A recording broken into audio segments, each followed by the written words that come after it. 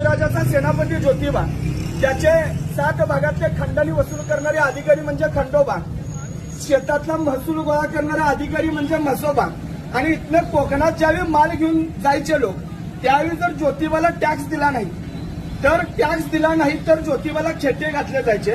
खेटे कशासाठी? आज पोलीस स्टेशनला जसे खेटे असतात तसे खेटे. आणि आज आपण वेगळ्या कारणाने खेटे घालतो, माझी नोकरी लागू दे, मला मूल बाळ होऊ दे, त्याच्यासाठी नाही. हा ज्योतिबा आपला पूर्वज आहे, ज्याच्या पाठी मग बा म्हणजे भैरोबा, मसोबा, बिरोबा, खंडोबा, चाकोबा, सवोबा, नाईबा, ज्योतिबा, विठोबा, आणि ज्याच्या पाठी मग आई, मर्याई, मसाई, टेमलाई, तुळजाई, जाकाई, जोकाई, रखमाई, ही आमची आई आणि आमचे बाप हे आमचे पूर्वज आहेत आणि ही आमची दैवत आहे. त्यातला ज्योतिबा हा आमचा आहे. आणि त्याची शासनकाठी आपण ज्यावेळी घेऊन येतो त्यावेळी प्रत्येक भागाचं ते प्रतिनिधित्व करणारी शासनकाठी असते. महत्वाचा मुद्दा, त्याच्या पलीकडे जर जाऊन बघितलं तर ज्योतिबाचं मंदिर बांधलं कुणी? महाचे शिंदे नावाचा एक मराठ्यांचा सेनापती होता. 1761च्या पानिपतच्या युद्धात मराठ्यांची प्रतिमा मलिन झाली. ती प्रतिमा धुवून काढण्याचं काम गयात माळ असणाऱ्या वारकऱ्यानं धुवून काढलं. त्या वारकऱ्याचं नाव म्हणजे महाचे शिंदे, ज्यांना पाटील बाबा म्हणत.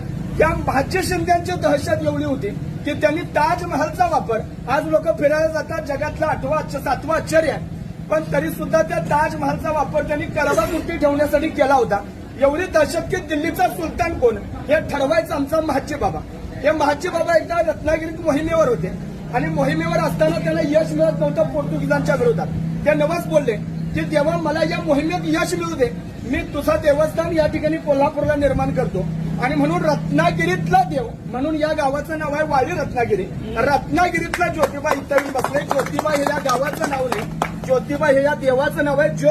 ज्योत म्हणजे जोत आहे, ते जोत म्हणजे नांगर. हा शेतकऱ्यांचा, कष्टकऱ्यांचा राजा आहे. म्हणून याला तुम्ही आम्ही भोळे भाविक बघत आहोत. इथं कुठलेही त्याच्यासाठी मोठा गाजावाजा नाही किंवा कुणी प्राणबळी कसलाही हत्या नाही. सर्वसामान्य लोक येतात, गुलालाच्या मुठी आनंदाने उधळतात. आपल्या लेकराबाळांची, पोराबाळांची, ढोरागुरांची, या सगळ्यांची राखण करणारा तो महाक्षत्रपाळ आहे. आणि म्हणून त्याच्या गुलालाच्या मुठी आपण भरून वाटून आपल्या कपाळावर लावतो. हा इथल्या मातीचा रंग आहे. इथली माती तांबडी आहे. ही तांबडी माती म्हणजेच ते गुलालाचं प्रतीक आहे. म्हणजे आपल्या देवतांचं एक स्थिरीकरण आहे. कसं आहे तर कुणाचा गुलाल आहे, कुणाचा बुक्का आहे, कुणाचा अष्टगंध आहे, कुणाचा भंडार आहे, कुणाचं चौंड गाय वाजवायचं, कुणाचं पकवाज आहे, कुणाची दिमडी आहे, कुणाची ढोलकी आहे, कुणाचा उदो आहे, कुणाचा चांग भला आहे. आता चांग भला म्हणजे काय तर पंजाबात एक शब्द आहे चंगा भला. चंगा भला म्हणजे तू क्या चंगा भला आहे की असं म्हणतात.